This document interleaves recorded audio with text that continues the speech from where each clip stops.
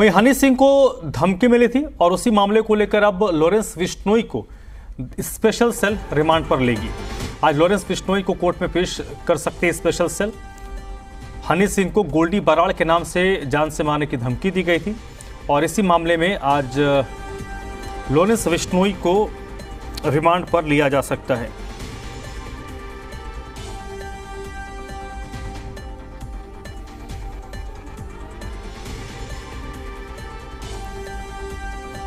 प्रमोद शर्मा इस वक्त मेरे साथ जुड़ रहे हैं इसी पर ज्यादा जानकारी के लिए। प्रमोद, क्या कुछ अपडेट इस मामले में आपके पास है? हनी सिंह ने जान का खतरा बताते हुए कंप्लेंट दर्ज करवाई थी और दिल्ली पुलिस के ऊपर जरूर दबाव होगा, क्योंकि आम लोगों के साथ साथ अब जो इस तरीके के सेलिब्रिटीज़ हैं उनको अगर इस तरीके से एक्सटॉर्शन की या फिर लाइफ थ्रेटन की धमकी दी जा रही है तो एक चुनौती तो है कि लोगों के मन में डर ना बने। उस डर को ख़त्म करने की कोशिश दिल्ली पुलिस को जरूर करना होगा।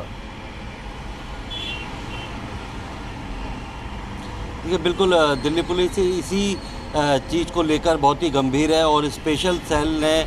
जो लॉरेंस बिश्नोई है उसका प्रोडक्शन वारंट ले लिया है और जल्द ही उसे पंजाब में भटिंडा की जेल में, वो हाई सिक्योरिटी जेल में बंद है, उसको दिल्ली लाया जाएगा। उससे सबसे पहले जो हनी सिंह को वॉइस नोट भेजा था धमकी का, उसमें गोल्डी बराड़ की आवाज़ थी, उसको आइडेंटिफाई किया जाएगा, उसकी पहचान करवाई जाएगी और उसके बाद और कौन कौन लोग इनके टारगेट पे हैं, किस तरीके से ये अपने टारगेट को चुनते हैं और गोल्डी बराड़ के बारे में और ये धमकी देने के पीछे लॉरेंस बिश्नोई का क्या रोल है, इसको लेकर जो है पूछताछ की जाएगी। जो गोल्डी बराड़ है लॉरेंस बिश्नोई गैंग का है और फ़िलहाल कनाडा में बताया जाता है वो छुपा हुआ है और वहीं से रहकर वो पूरा जो पूरा जो सिंडिकेट है गैंग का और वो चलाता है और वहीं से धमकी दी जाती है। इसके अलावा लॉरेंस बिश्नोई के जो और जो भाई है अनमोल बिश्नोई, जो कज़न सचिन बिश्नोई, वो भी जो है वो बाहर है और बाहर रहकर जो है लगातार जो है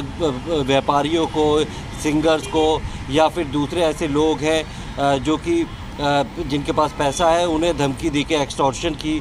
डिमांड कर रहे हैं। तो फिलहाल स्पेशल सेल लॉरेंस बिश्नोई को कस्टडी में लेकर जब आएगी तो उससे पूछताछ की जाएगी ताकि इस गैंग के बारे में जो स्पेशल सेल को भी जानकारी मिली और एनआईए ने भी अपनी चार्जशीट में बताया है कि करीब 700 से ज़्यादा शूटर्स जो है वो लॉरेंस बिश्नोई गैंग में है। और सबसे ज़्यादा चिंता की बात पुलिस के लिए ये भी है कि इस गैंग में ज़्यादातर नाबालिग ऐसे लड़के हैं जो कि पहली बार क्राइम की दुनिया में आते हैं और फायरिंग करते हैं, गोली चलाते हैं, किसी का भी मर्डर करने से नहीं हिचकते। वो लॉरेंस बिश्नोई को अपना रोल मॉडल मानते हैं। तो सबसे पहले ऐसे नाबालिग बच्चों को इस क्राइम के दुनिया में जाने से रोकना, उन्हें पहले से ही किसी तरीके से जुर्म की दुनिया में ना जाने देना, ये पुलिस के लिए चुनौती है। और साथ में इसका जिस तरीके से पूरा नेटवर्क है, सिंडिकेट है, वो फैल रहा है पूरे नॉर्थ इंडिया में, उसको पूरी तरीके से तोड़ना। और क्योंकि जेल के अंदर रहकर और देश के बाहर रहकर ये ऑपरेट कर रहे हैं, छोटे मोटे गैंग को इन्होंने आपस में अपने साथ मिला लिया है। इंटर स्टेट ये वारदात करते हैं कि किसी दूसरे अगर स्टेट में वारदात करनी है तो किसी और स्टेट के शूटर्स को बुलाया जाता है, वो वारदात को अंजाम देके चले जाते हैं और ये डर दिखाकर ही जो है एक्सटॉर्शन की कॉल की जाती है। और लॉरेंस बिश्नोई के बारे में खुद अब एनआईए ने भी ये माना है कि ठीक 90 के दशक में जब मुंबई में दाऊद का खौफ होता था, वो एक्सटॉर्शन मांगता था, पाकिस्तान में चले गया था और उसके बाद न सिर्फ फिल्म से एक्टर को या फिर क्रिकेटर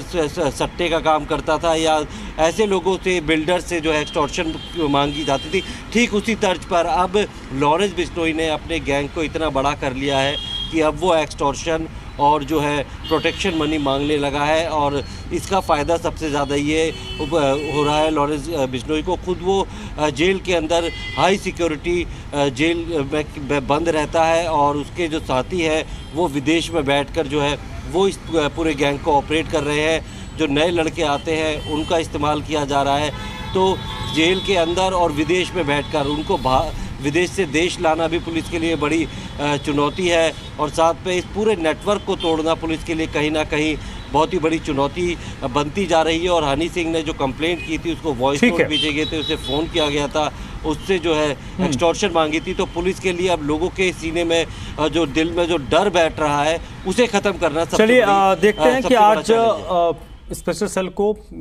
जब वो मांग उसकी कस्टडी मिलती है नहीं मिलती है, और जब उससे पूछताछ होगी लॉरेंस से, तो इस मामले पर क्या कुछ वो खुलासा करता है। बहुत बहुत शुक्रिया प्रमोद आपका।